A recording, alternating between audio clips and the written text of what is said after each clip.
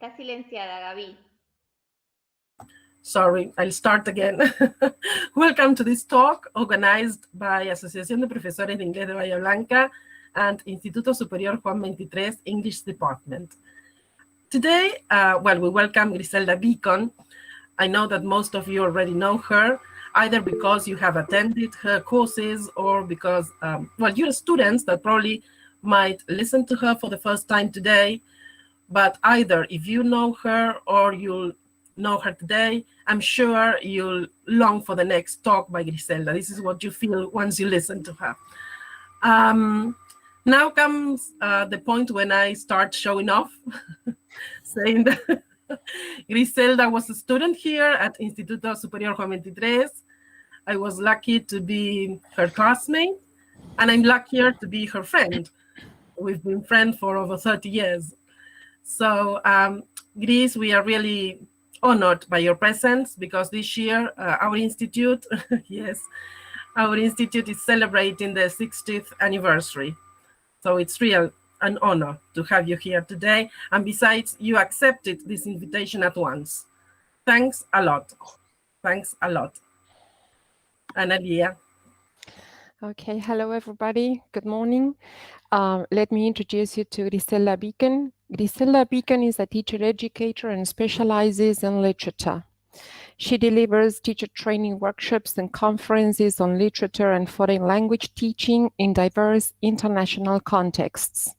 She loves doing story readings at schools and libraries. Griselda holds an MA in literature and foreign language teaching from Philipps Universität Marburg, Germany. She is an IEL, Norwich Institute for Language Education, trainer in the UK. Her special interests include teaching literature in tandem with visual and performative arts, young learners, creativity, intercultural and global citizenship education. She lives in Buenos Aires, where she lectures American literature at Universidad de Buenos Aires and teaches 20th century literature in English, children and young adults literature, creativity, drama techniques in the English class, and play, music, dance, and the literary tradition for kindergarten at 4 renowned teacher training colleges in the field of ELT. I totally agree with Gabriela's words. We are honored to have you here, so thank you very much, and you are welcome. Please remember to mute yourselves. Hello. Thank you very much for the nice words. My heart is there with you. My school is Juan XXIII. That's where I started this long career, which has given me so much pleasure. I work hard. We all work hard. We are working harder right now, but it is so rewarding at the end of the day that I am amazingly happy by saying that I am a teacher of English. And everything started there in Bahía Blanca. And my first experiences in everything I do started both at Juan XXIII and with APIB. So for me, it is always a pleasure and it's always a big yes when you invite me to do anything with you. So thank you, Gabi, and I know that some of our classmates are there as well. As participants. And teachers, Gris, and teachers. Have you seen Chassis?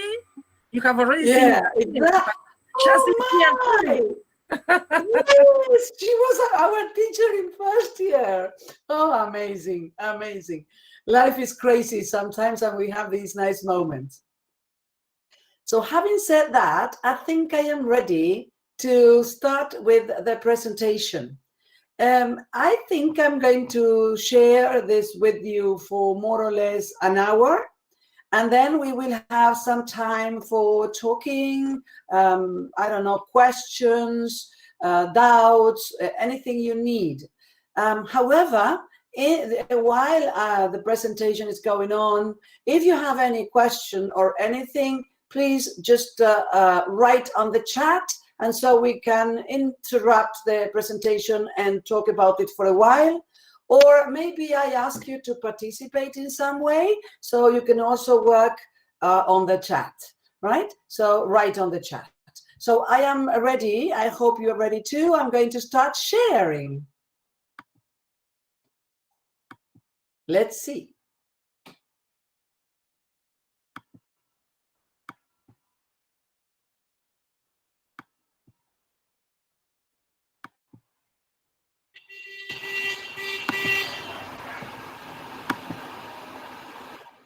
Well, so if you can see, everything is fine. We're going to start. Look at the title of the presentation.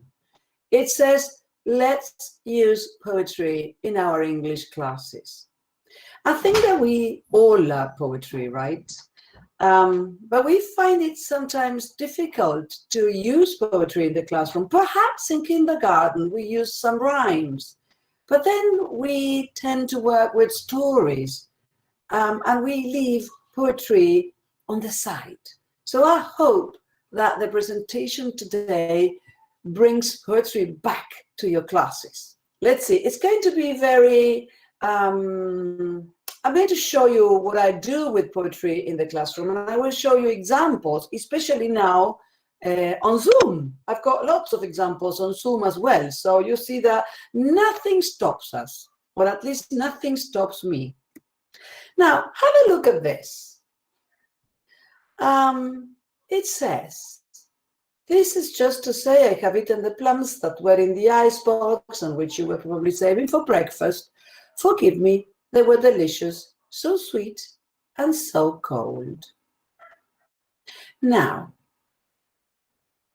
you look at this, and what do you think it is? So maybe we can start thinking about possibilities on the chat. What do you think this is? Where would you find this? Let's see if somebody in the big group we cannot see on the screen says something, yeah, on the chat. Maybe somebody writes something. Here, Grace. Sorry? I imagine this is something that someone left on the fridge. A message. So yes, right. The child, the mom. Yes, yes. It could be like a note on the fridge, right, or a note on the kitchen table, right? Right. Yes, and it's about the plums, right? It's about the fruit you ate. Oh my! So let's see. Now I'm going to show you something. Just look.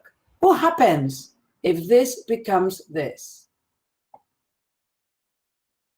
And just wait a minute. I'm going to read it. It says, I have eaten the plums that were in the icebox and which you were probably saving for breakfast. Forgive me, they were delicious, so sweet and so cold.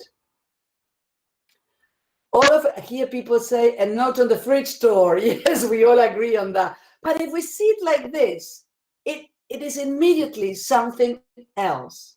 It's no longer the fridge, right? It's no longer the note on the fridge. It becomes a poem. And we treat it with respect, right? Oh, it has 3 stanzas. Wonderful. Oh, there is a use of repetition, so sweet and so cold. Oh, look, it begins with, I have eaten the plums, and we make the pauses when we read. And all of a sudden we think, what an amazing poem that deals about everyday life, ordinary mornings at home. And so we start, discussing about it. Something we didn't do when we were working with the note on the fridge. So look how easy it is to turn just a simple note on the fridge into an amazing poem.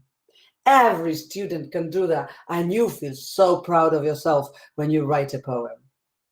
you feel like you became a poem. So thank you, William Carlos Williams, for this amazing poem and this possibility of transforming this poem into something else. And this is something we can bring into the classroom straight away, which is my aim. Now, let me tell you, I need to move on here. Let me tell you what objectives I have for today's class.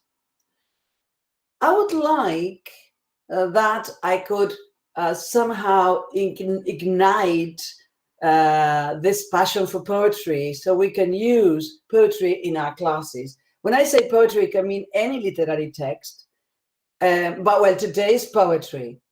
And the reason is basically because I strongly believe that we do not give literature enough room, and literature connects with our own aesthetic awareness. And so it's a pleasure for the person in many different ways. And so we are learning the language while we are having some sort of aesthetic experience, which allows for creative writing. And this is the link with our English classes, right? Now it says, look, I would like to show you how social expressivist pedagogists contribute to fostering self-expression, language appropriation, and personal and emotional involvement. Particularly language appropriation, because it is connected with self-expression. If we can talk about ourselves, then the words we use are words that become ours. And also I would like to show examples of creative writing. And if we can on Meet, let's see if we can create together. I don't know about that yet, but I hope we can. Now, the big question is, what is poetry? And here it's interesting what happens, because people want to come with a definition that is like the definition. And actually, poetry is defining poetry becomes a very subjective thing. It means different things for different people. And so I decided to choose first, look at what the Norton Anthology of Poetry says, the academia, right? A poem is a composition written for performance by the human voice. Well, it says lots of things about poetry. Yes, written for performance. I like the performative part, that we show, we use our bodies as well. By the human voice. So it is meant to be read aloud or recited aloud. All of that I agree with. But then you will see that we're going to contradict a little bit, not contradict, but offer other possibilities to add to this definition of poetry. There's much more than this. That's the point. Poetry is the spontaneous overflow, I like the words, of powerful feelings. I am in love with this. It takes its origin from emotion recollected in tranquility. This is said by a poet we have all read at the Professorado, William Wordsworth, the famous daffodils dancing in the wind. Remember?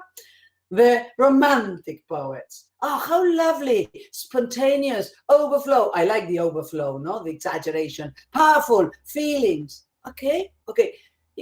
Take them, recollected in tranquility. So we're supposed to be quiet when we write poetry. Let's see, this is Wordsworth talking. Let's see what other poets say.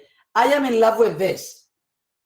If I feel physically as if the top of my head were taken off, I know that is poetry. I love this. I love this feeling that it blows my mind, right? When oh my, then that is poetry.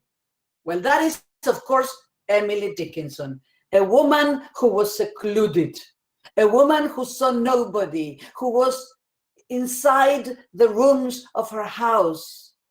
And she thinks, she believes that when she feels physically that the top of her head were taken off, then she is in the realm of poetry. I love this phrase. I love what Emily Dickinson says when she says this about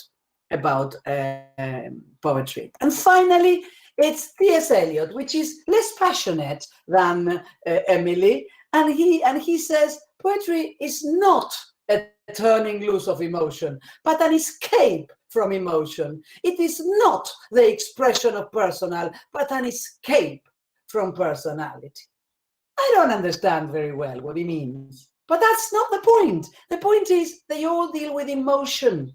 They all deal with personal emotion, personal involvement, and they find different ways to express this. Some of them say, it blows my mind. The other one says, it's emotion recollected in tranquility. The other one says, it's not turning loose of emotion. It is an escape from emotion. And all of that, and the Norton Anthology, right? A composition written for performance by a human voice. See how different the definitions are if they come from a poet as if they come from an academic.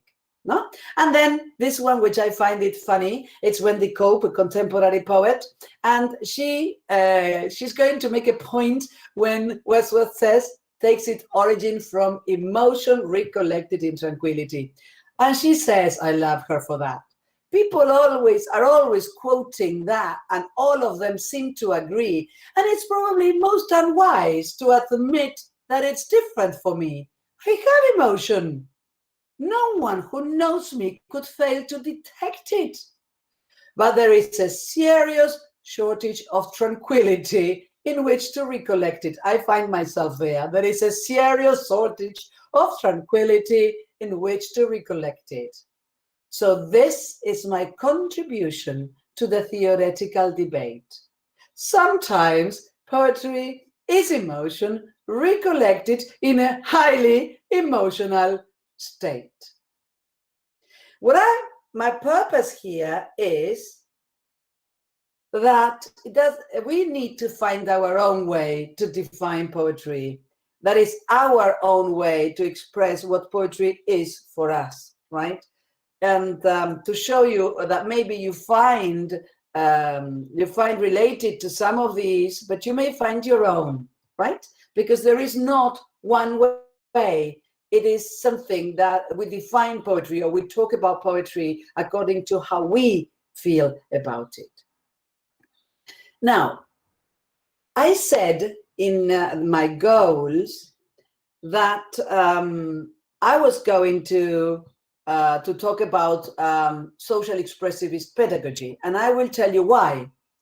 Because it makes room for students to learn to express their voice, which is for me so important. We carry out lots of tasks.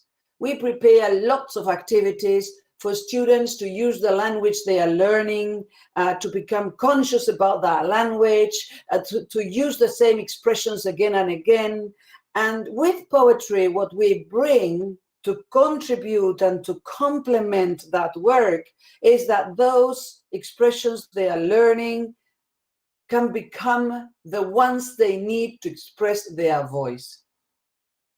So by so doing, they are able to share their unique worldviews.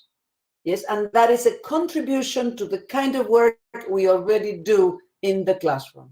I must say as well that I've been an advocate for literature in the classroom for the last, 20 years. So I know that lots of you are doing that, because I receive lots of mails in which you tell me what you do, messages on Instagram. So I know that you're working on this. So for many of you, this is a moment in which you expand on what you already know. Now, ensure, and this is for me very, very important, that there is a social context to interact with. What I mean is an audience. When they write poetry that they can share, right? That they can share with classmates, with teachers, with the community, right? So they in the sharing, it's when their voice becomes more powerful.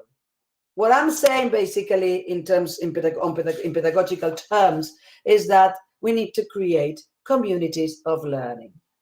So I decided to start with this poem. Look, this is an interesting poem. And I'm going to read it. Let's see what context you imagine for this poem. Hello. We could read it in different ways, right? We could read it vertically, horizontally. I mean, it's a very strange sort of arrangement for the poem, right? Hello, who's there?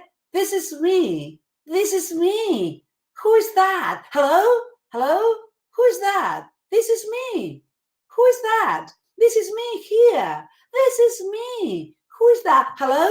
Who is that? This is me. I'm there. Here I am.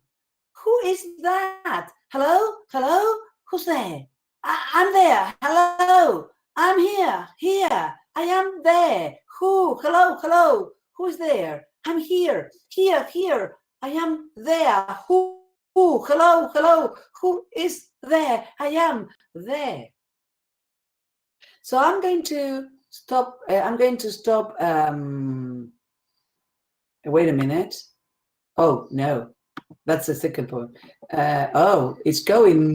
It's moving forward. So I'm going to interrupt here for a minute so as to share with you the what ideas you had about this poem, what you imagined, the context. For me, yes, for me, it's like different cultures that can communicate. Yes, like not a telephone conversation or not somebody that goes to somebody's home, but it is a lack of communication between cultures, between different cultures. Fantastic. Thank you, Jessie. And one of them saying, well, I'm here, I exist, I am. Perhaps other parts of the world don't care or don't know. Right. Yes. Thank you, Jessie. You suggested two different things. On the one hand, you suggested this idea of two cultures struggling to communicate, yes, through, because they probably have different languages. So they're trying to communicate, struggling to communicate. And the other one, which is connected, but another point is a question of self-worth. I am here. I exist. I am. Right? Yes. An effort to establish connection. Yes. That's communication. Right. Agustina Negrete is saying that. Thank you. Yes. Regardless of distance, right? You know that I feel like that they are so separated, these voices so far. I'm here, they are, like that. Well, students said the most interesting things because everything depends on the context you're in. For example, they said, you know what it is? I live in a flat and I have the feeling I go out I go to the balcony and I try to talk to people from other windows, from other balconies. Hello, communicating. Then I thought it was a kind of code, Morse code, or or radio amateur talking. This is who I am. Someone's calling his attention, trying to get meaning, ideas across. Right. So look at whatever you can do with a poem that has only 4 or 5 words and words that everybody knows. Then the way we worked with it in my drama techniques, for example, I asked students to read it, to perform it. And I didn't say how, it's their work. And it was wonderful. They used 2 voices. One was for the here, so some columns was said by one, and the other columns by the other, and the other one this one was saying here, and the other there. So it was very, and it's very strong when students perform it because they create the context. So they believe the context they are creating. It's not the context we provide, no? Exactly. Agostina is my student. I love her. Me and my students on Zoom. My students right now, I only know Agostina on Zoom. I have never seen Agostina face to face. And we created a learning community on Zoom. This is my learning experience during the pandemic, right? So now, great, we see what it is. And now I'm going to show you, wait a minute, how do I do this? I go here, yes, and I go here, wait. Now, I don't know, I'm a bit lost, I'm sorry. Wait, no, this is not. Well, but anyway, I can show it from here. This is another poem which we worked with together with the other, which is called, wait a minute, Vanessa, who is, Vanessa, your message is gone. Well, then I will read it. Now, this is another poem by the same writer. This poet is from Malaysia. So imagine how far away this is, right? And he is a contemporary poet. And he came up with this amazing poem he calls The Wall. Now, I showed this poem to the students, and it is fantastic, whatever they said about it, right? That the words written as if it was written by someone, no, handwritten, I cannot escape, and then the walls and what those walls meant. And of course, it was my opportunity to ask them how they felt about the whole situation we are living right now. And wait a minute, I'm trying to see. What I would like to do is, I'm trying to see if I can. Yes, I can. Yes, I can. Here I can. I want to make it. I want to make it big. Right, that's what I wanted. I wanted to make the whole presentation big, so you could see better. Now, when I showed them this, it was my opportunity for them to express how they felt right now. I've been working with this poem for many, many years. And this year, it was amazingly significant for the quarantine, right? And so this is what my students came up with. I have many more because I used it in several of my classes. And I found it very powerful how they expressed themselves, what they said in these poems, right? Now, the one in the middle, no, it has, in 2020, there was social distance. In 2020, we wore face masks. No, in 2020, there was a lockdown. Now, look at the other one. She, this student, Silvana, she drew her flat. The map of her flat, the floor plan, that's what it was, the floor plan. And inside, she wrote, well, stay home, stay safe, etc. But then she wrote this sentence, like, I cannot escape, know your privilege. And I said, how powerful, no? Because if you know your privilege, then immediately you are in a position of developing empathy, right? Knowing your privilege puts you in a position of saying, okay, what can I do, no, to help somebody else? And I found it very powerful. Now look at the other one. My students live in flats in Buenos Aires, right? And they are all very much very constrained. So that is a kind of street, no, or the skyline of a city. And inside, security, home, sweet home, household, shelter, etc. They found words to express their feelings. And the other one, this one is fantastic because it has like a twist. It's very simple, no? Stay home, stay home, stay home. But then in the middle, it says, I'm fine. But if we turn the heart upside down, it says, help me. So it's a message, it's an encoded message. The thing is, and here is where I find I said the community of learning and the audience, because as soon as students start sharing their production, other students get motivated, it gets contagious. And I say that, get inspired but by what your classmates do, and do not try to imitate them, do what you can. Everything is accepted, right? The ones who are experts in, I don't know, things with the computer, fantastic. The ones who like to draw. The ones who are not very good at this or that, try to do what you can. A picture, something, right? And they get inspired and they show this. Now, this is for adolescents, right? Or yeah, or preteens. Now, and this has these kinds of poems I'm showing, they would contradict a little bit the Northern anthology because they are shape poems. They need the visual, right? And this, wait a minute. Oh, yeah, here. These are poems which are also shape poems for younger children.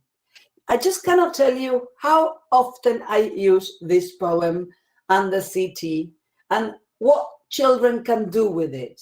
They perform it, we perform it, and we become octopuses, and they do the octopus in so many different ways in groups.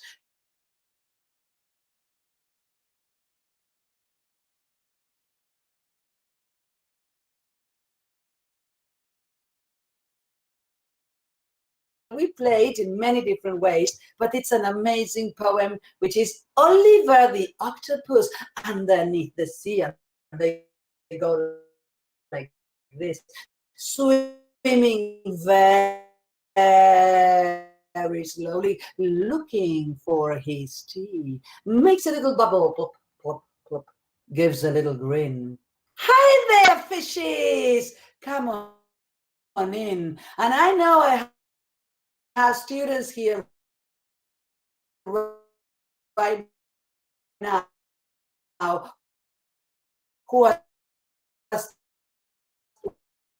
who are with me and using class form. Look at this one. This is lovely. This is a lovely cat. Now look at all the vocabulary we use to describe cats. All of a sudden we put it all together to create this lovely concrete cat. Now this concrete cat has a kind of I don't know, a joke in it. There is something that is what do you see that I say it's a joke, or it's something something unexpected, or something that makes us laugh? What can you see there?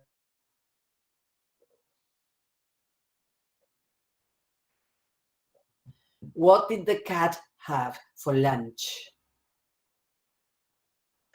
Oh, you cannot see. Yes, I think. Mouse. There is a mouse. The mouse. The cat has been playing with a mouse. So that's a joke, right? Now, I like to combine and show you that these are techniques, basically, that we can use with any student, no matter how old they are. We need to adapt the technique to the age of the students. Now, with adolescents, that is with my teachers, student teachers who are working with adolescents, we read a story about cats, and we read the Black Cat by Edgar Allan Poe, which is a classic. We chose that because it's generally a story that they read in Spanish, so they know the story. So when they come to the English class with the story already known, the language is easier to absorb. So I said, you can do the same with adolescents, but you just give them another task. And so look at what students are doing now with the Black Cat. Now they are writing poems, like shape poems. Now the task is that they use words that are in the story. So they need to go back to the story 1,000 times to be able to do this. And I chose 3 just to show you how they do it. In the case of the one in which the cat is in the middle with lots of words inside and it's all black around, in that one, the student chose keywords, right? And only that, which is fantastic. For my purpose, it's great because it's like giving them a task to go back and read the story again. Now, the one by Micaela, she chose a found poem. So she chose a page of the story and then she created the poem. I cut its eyes, the damnable soul remained untouched. The lost spirit takes no account, I am sure. And draws the cat all around. The other one, Emma, wrote all around and left a blank space for the cat. And Josefina chose to decide on topics very complex topics that we could work with this story. And she said, femicide, Griselda. He kills his wife by mistake. Alcoholism, he blames alcoholism for his behavior. Animal rights, right? Because what he's doing with the cats. Death penalty, no? So look at all the topics that she finds they could become moments of debate in the classroom. As I always say, do what you feel you can as a teacher, right? If you think you cannot do this for any reason, there are many other things you can do. But these are examples for you. Now, the first thing I showed you is shape poems. Poems that are visual as well as that you need to look at and also to listen to have this to be able to deal with the poem, to embrace the poem, right? There are other genres in poetry we could use at school that I find very flexible. The poems that we can include what we are learning in that kind of genre. Now, the other one that is always very handy is the list poem. Why? Because the list poem is just a list. So you do not have to worry about words to connect and make sentences, make sense. Here you just list, and you can list words, and you can list anything, and you will see now because I have several to show you. Now, in this case, I have a poem for children, for primary, and the title of the poem is 10 Things Found in a Shipwrecked Sailor's Pocket. 10 things found in a shipwrecked sailor's pocket. For that, I would like to ask you if you can write on the chat what you think are things that we can find on a sailor's pocket, shipwrecked pocket. Yes, the ship is, has collapsed. Let's see what you imagine this sailor has in his pockets.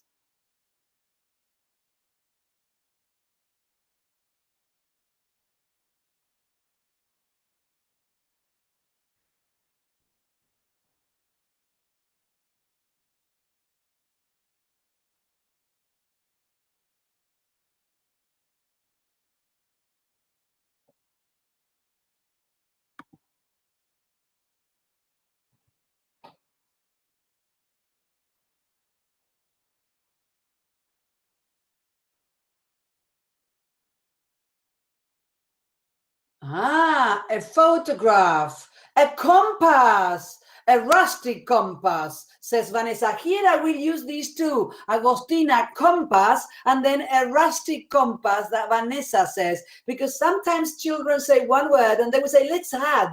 No, so we use the first and we go like step by step, building their language. A map, yes, Andrea, a map. Seaweed, of course, yes. Now, the photograph is great because we could ask, what photograph?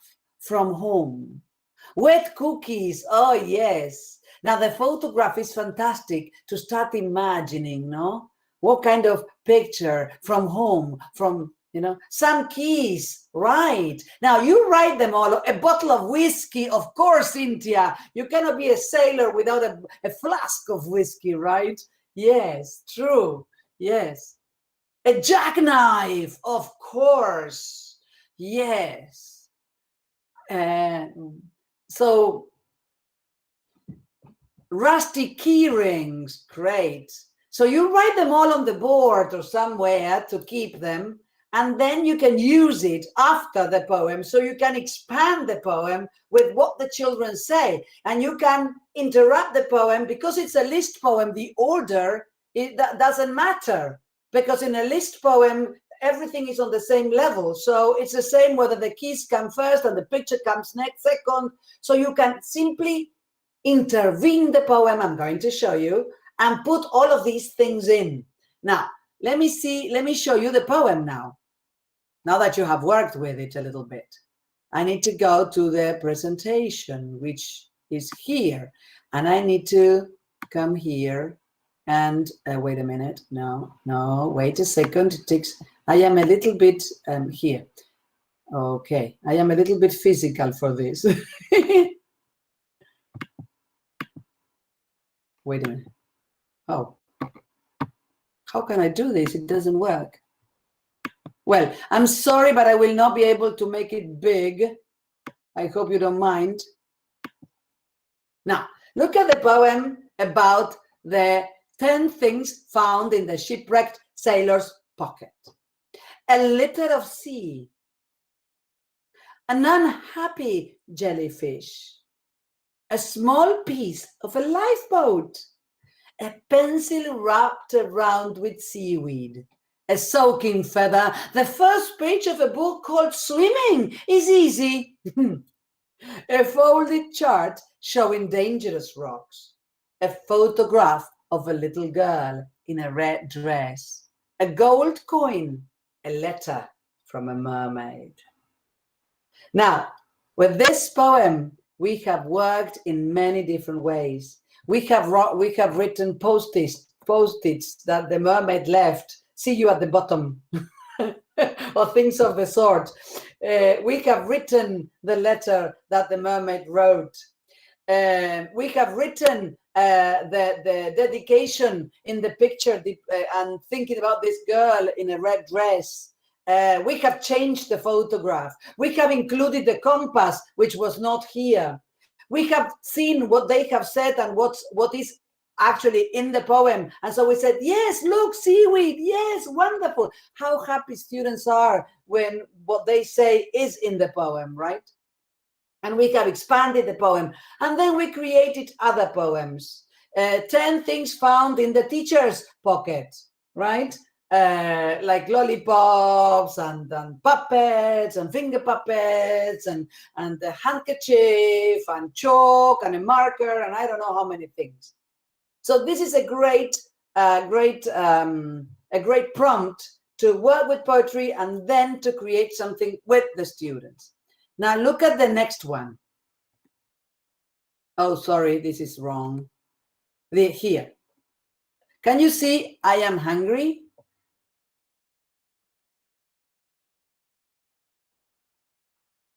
Gabby, can you tell me if you can see I am hungry? Yes, Gris. We can Perfect. see it. Perfect. Thank you.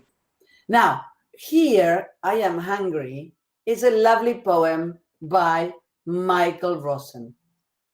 Now, look at this. The picture is lovely of a big bear, and obviously, if it is a big bear, it's a hungry bear. How many times have we worked with food in the classroom? And we somehow are lost of ideas at some point because we have already played a restaurant, we have already played marketplace, we have already done this, we have already done that. Well, look at this one. It's a list poem. And it says, I am hungry, really hungry, hungry, I'm so hungry. I'll eat a cheese roll, cornflakes in a bowl, a plate of fried rice, 2 chocolate mice, a slice of toast, a sundae, roasted vanilla ice cream, a very bad dream, a gingerbread man, a frying pan, a piece of cake, a headache, a giant prawn, a bit of a moon, some fried chip, a birthday wish, a real live mouse the size of a house, an egg yolk, a funny joke, the egg white, a dark and stormy night, a plastic tray, one fine day, a television show, the sound of no, a game of chase, the sound of yes, 1p, then I'll eat me. Now, that's the poem.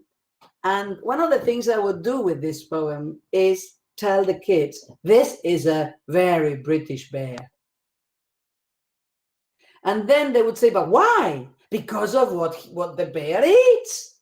And what does the bear eat? Oh, there's lots of English things there, English traditions. And here is when the culture of somebody else becomes relevant in the classroom, right? Because there's the Sunday roast, which is a typical dish for Sunday that British people tend to have, or there's fried fish, no, fish and chips. It's another classic food that or a dish, that a cheese roll, no, or cornflakes in a bowl. Porridge would be an ideal word here, no, an egg yolk, no, and so you can introduce traditions from other cultures into the classroom. And then we don't have bears in Argentina, but we may have pumas, or we may have, I don't know, some, I'm thinking about the armadillo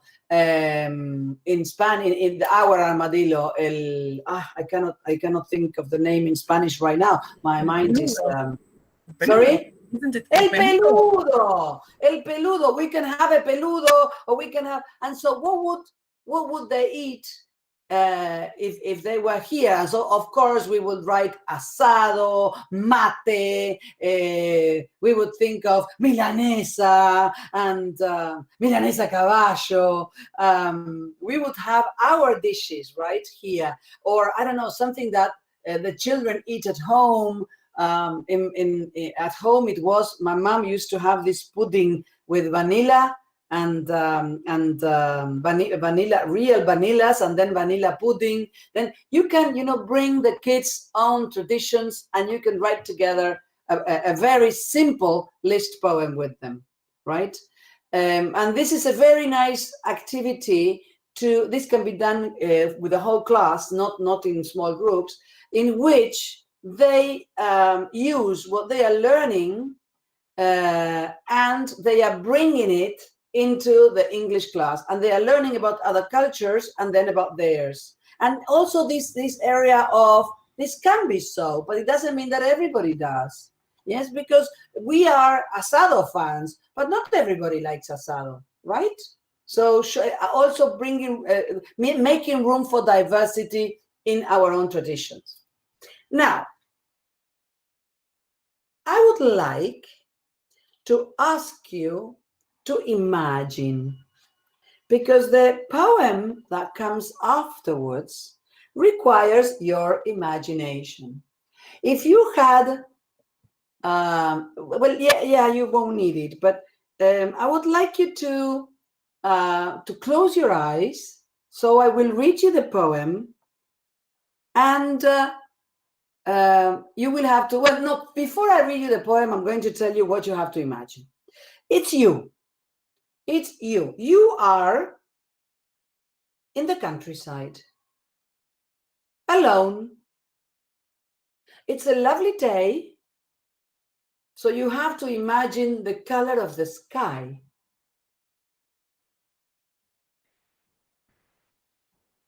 The grass is beautiful, so you have to imagine the color of the grass. There's a small stream of water. It's a perfect place, right? There's a small stream of water. Now imagine that water. What colors would you paint that stream? Now there's a nice, lovely, tiny little house, probably your house. What color would you paint the walls of your house? What color would you paint the door of your house? What color would you paint the roof of your house? It's a lovely scenery. I mean, it's a prairie, but there are some nice hilly areas at the background. What color are those hills? Well, have you managed to visualize that amazing place you're in? Great. Now, Andrea Martinez, before we move on, she says that in the kind of list about our food, she would include milanesa, chocotorta, no? Yes, empanadas, of course. Yes. Yes, okay. Now we go back to our poem, to our visualization about that beautiful place. Now, who would like to say what color you painted your sky? Or, for that matter, the grass or the house, the door of the house. What color you would have painted it?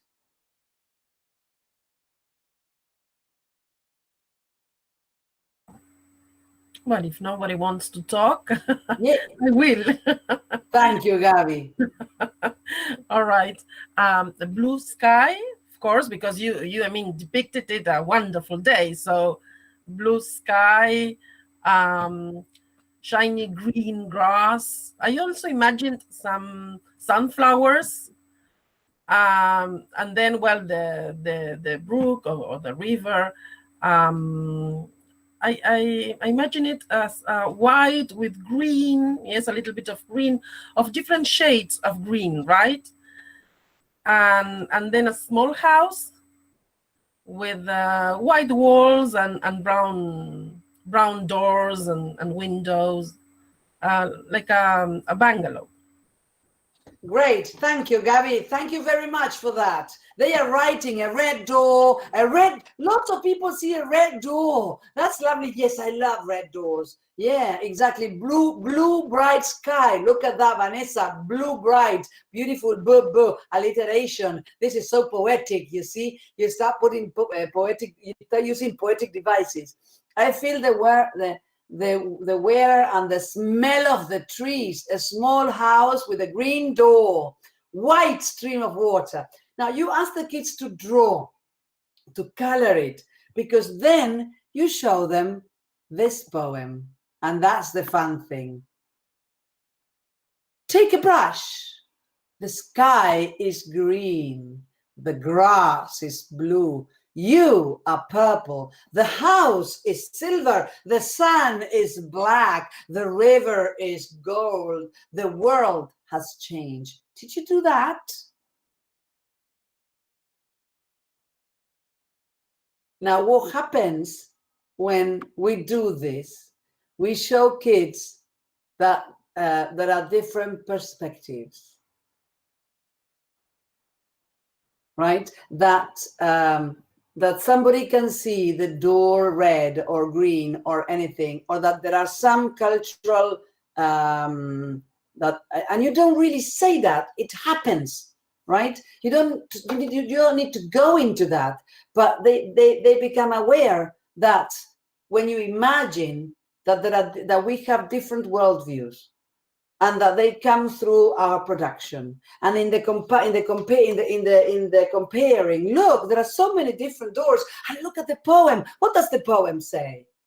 What is the color of have you ever seen a black sun? Is it possible? Of course not. Well, that's our imagination. And so you can have a lot of linguistic input and a long conversation with the kids, playing with these things, right? And you're using the vocabulary you are learning with something they are producing. So, wait a second, I will continue here. I have now an amazing poem. This poem is very difficult. It's also a list poem, and it's for wait a minute, I'm going to see if I can use it now as a big thing. Yes, it's working. Now, this poem about his person is also a list, ideal to work with older students. Now look, it says £5.50 in change, exactly, a library card on its date of expiry, a postcard stamped, unwritten but franked, a pocket-sized diary slashed with a pencil from March 24th to the 1st of April, a brace of keys for a mortise lock, an analog watch, self-winding stop, the final demand in his own hand, a rolled-up note of explanation planted there like a spray carnation, but beheaded in his fist, a shopping list, a giveaway photograph stashed in his wallet, a keepsake banked in the heart of a locket, no gold or silver, but crowning one finger, a ring of white, unweathered skin. That was everything. Well, when I give this poem to the students, it's always a bit of confusion, I put them to work in groups and decide what this could be. And they need to check on vocabulary, they don't know some words, etc. There's a lot of literary work that I do as well, but basically is trying to find out what is going on here until they say, of course, it's CSI Miami, it's CSI New York, it's a body. They found a dead body on the street or something like that. And then they created, no, the body is no longer there. It's all the objects surrounding the body. And so they start playing with this, right? So what I say is, one of the tasks I give them in class is to create the scene. In class, it's wonderful because they work in groups and they go all around. But now I had to do it on, and for example, one day, one class, one of the students was dead on the teacher's desk, and that was great, like that, and all the objects falling all around. It was really good. I should have found a picture for that, but I chose to show you pictures that my students took when they were in lockdown with this poem, and they are of all sorts, from very romantic to very explicit. And I would like to show you some of them. Now look at this one. Now look at this one. This is very romantic, no? That's the rolled up note of explanation, right? Probably saying that the person committed suicide. We don't know. And then there's a rose, because the poem suggests that probably there is someone he loved that abandoned the man, because it's a man, it's a his person, no?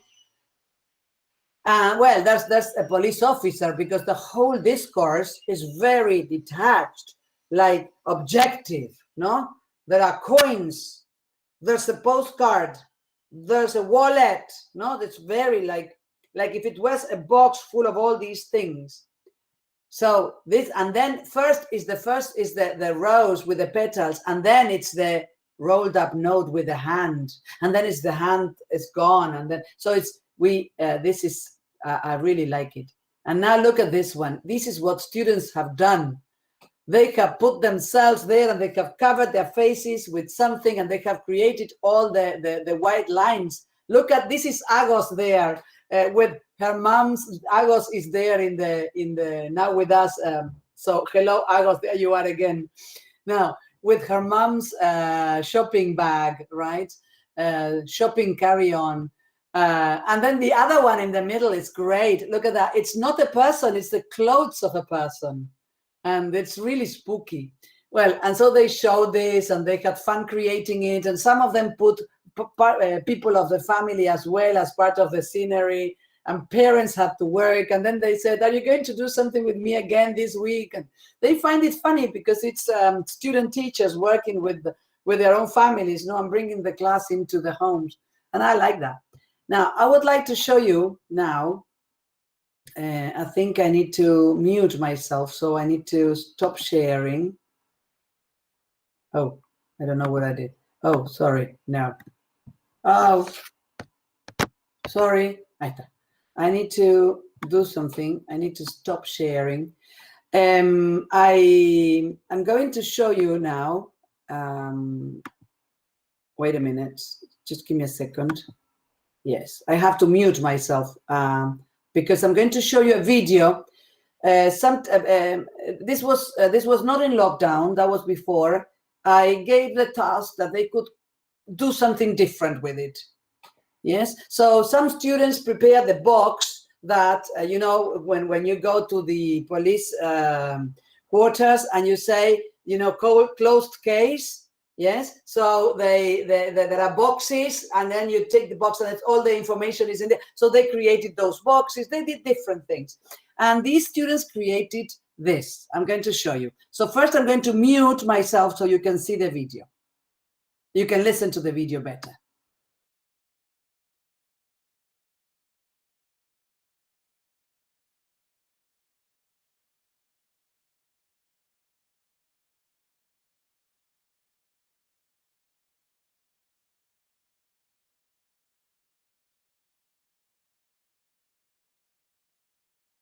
Griselda, no se escucha el audio ahora.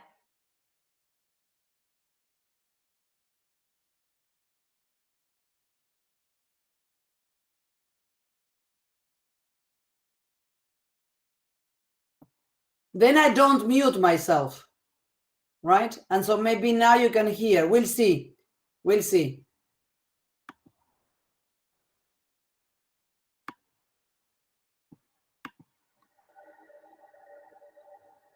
Now, yes?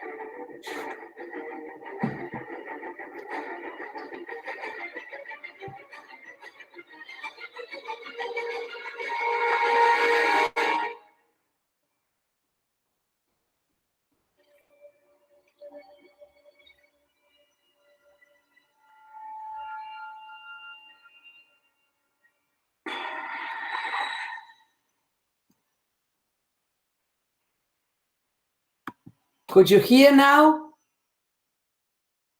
Ah, wonderful. Wonderful. Well, you see, this is the kind of things they can do. I mean, this is not in my hands because I don't know. And it can be very simple. It can be very complex. I accept everything because it's what we can do, right? And so for this, everything is welcome. And we cherish everything. Because otherwise I would be, you know, it would be like saying that because you're creative, I'm going to show your work. So I show everything and I try to ponder every kind of activity they create. I will show you the last, it's a very, very small, tiny teaching sequence of a poem that is great because the poem gives you a kind of structure already. So the children do not need to worry on the sentence structure. The children only worry about what they add, right? So they have already a kind of template with the information. And so it's easy, but what they have to add is personal. That is where the difference is.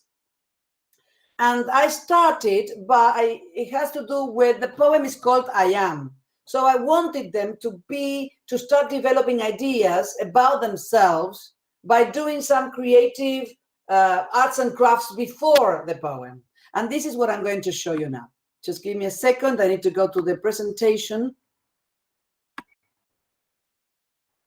And I'm going to start here.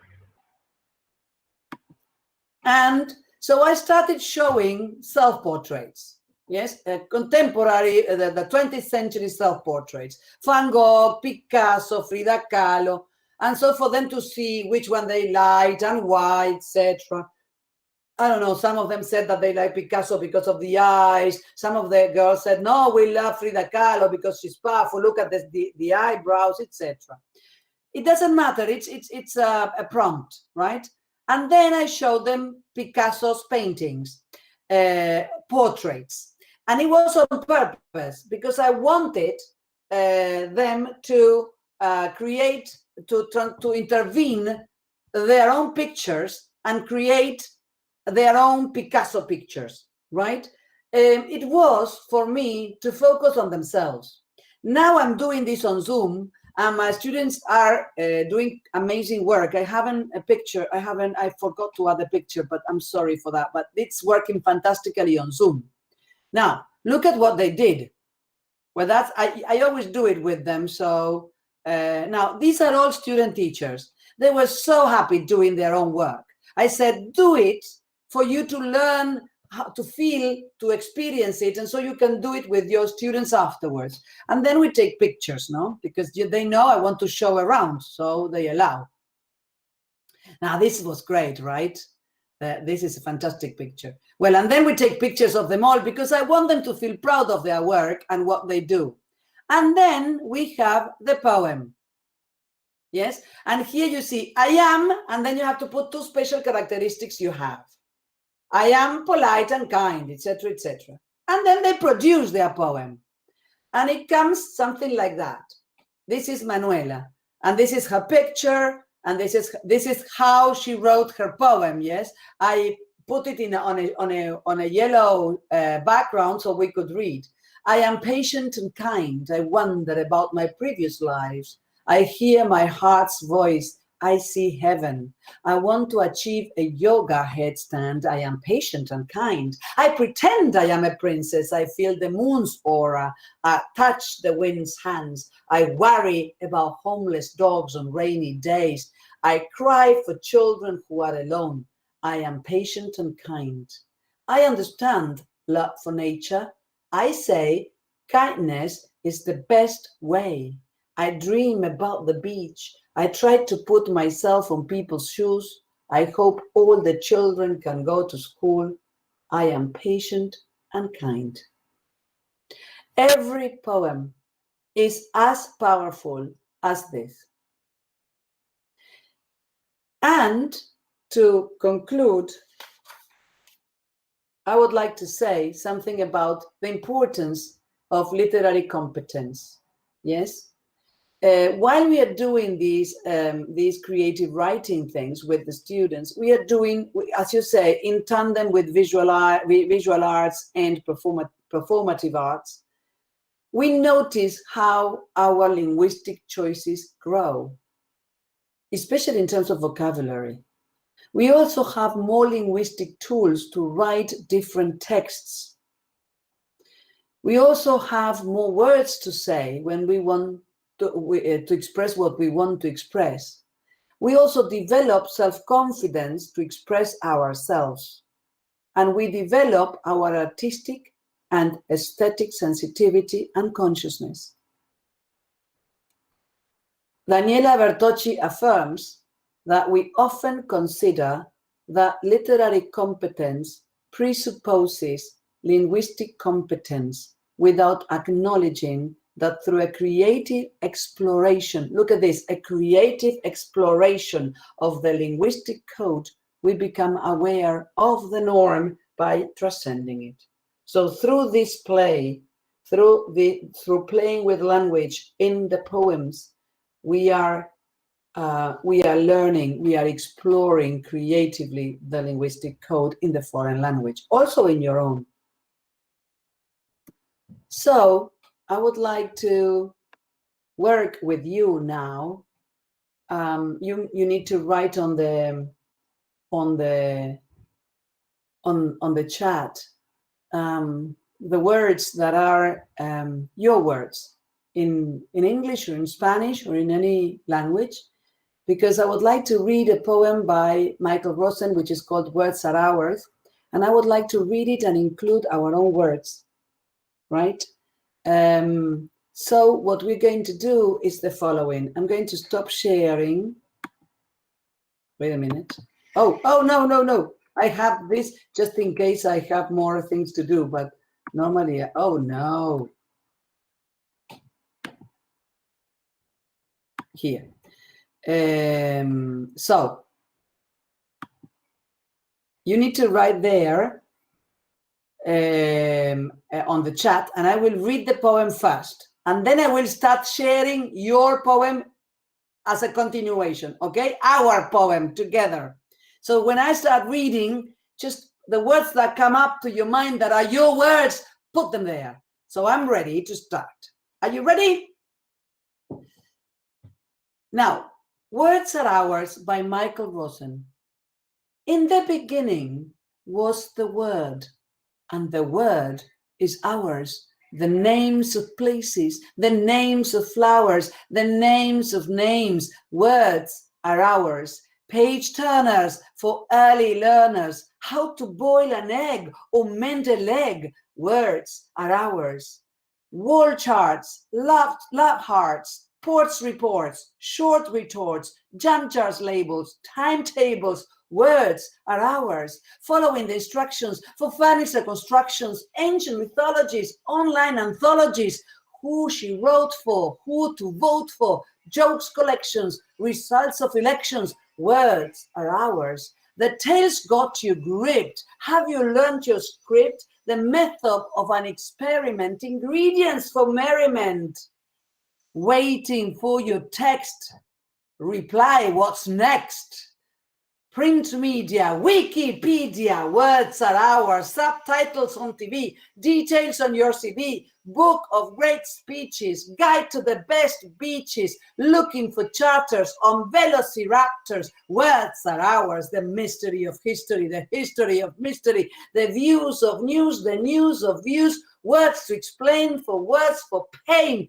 Doing geography, autobiography, what to do in pay phones, goodbyes on gravestones. Words are ours.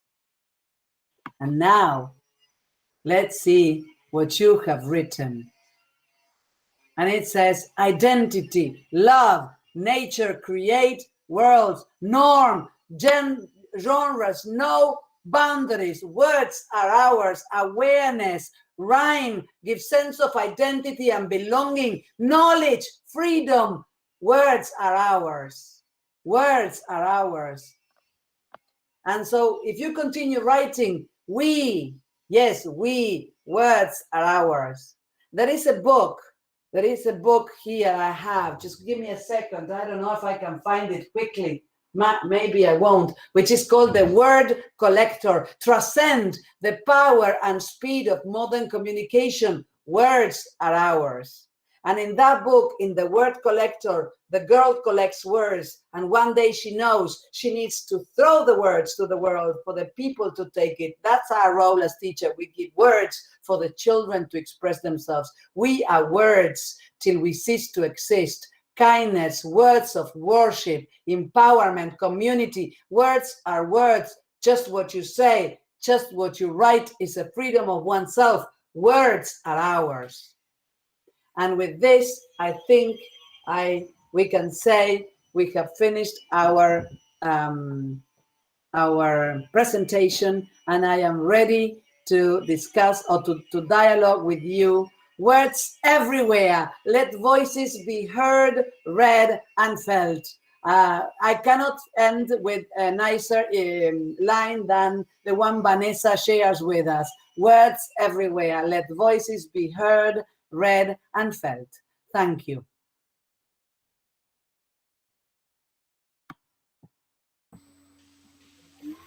Okay, Gris. I couldn't see you in so many faces here on the screen. I don't know whether there are there any questions to ask Gris first?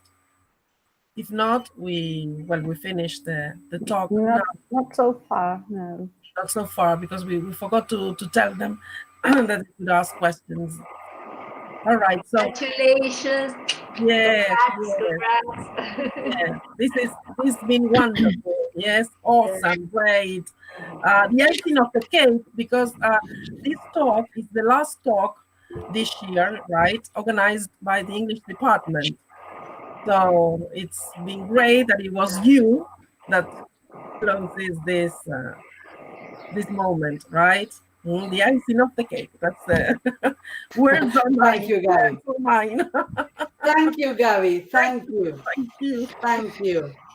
Yes, Griselda, on behalf of the Association of Teachers of Bahía Blanca, we have to thank you. Thank you for this amazing talk. You have not only taught us a little bit, you have also touched our hearts. You have inspired us. And so we feel not only a little bit more prepared to go to our next class, we also feel better as a person, I feel, right? And let me share with the community of teachers of Bahía Blanca that Griselda has decided to join Asociación, so now she is an APIP member.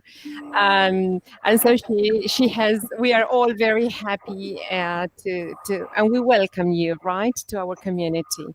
And As Gabriela said, this is a last talk organized in conjunction with or co-organized by the department, but Asociación de Profesores de Inglés has one more invitation, so be ready to have a look on social media, because Mariano Quinterno will be sharing a little bit of his expertise on and his knowledge on October the 31st, and we are all delighted. Yes, we are all very happy to have such great leaders. And well, Griselda, I have no words to thank you more, right? So it's been great. Let me say something to teachers. If you are not a member of an association, please become a member of an association. It's very, I mean, when I say communities of learning, it's also communities of teachers. It is very important that we belong, that we have an institution that we can rely on. And that's for teachers important, especially because we are very much alone sometimes in the classroom as teachers.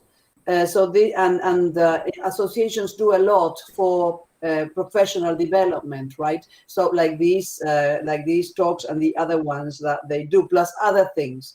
And it's important that we participate and that we create this community together.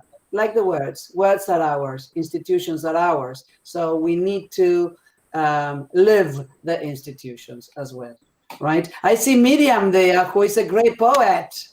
Yeah, look at that. Yeah, she's a great poet and she publishes her work. Yes, in journals. Magazine. Yes, in magazine. Right. Magazine, but Great. So, thank you, Apib. Cannot be happier. Okay, thank you. And thank you very much for all of you for joining us. Goodbye.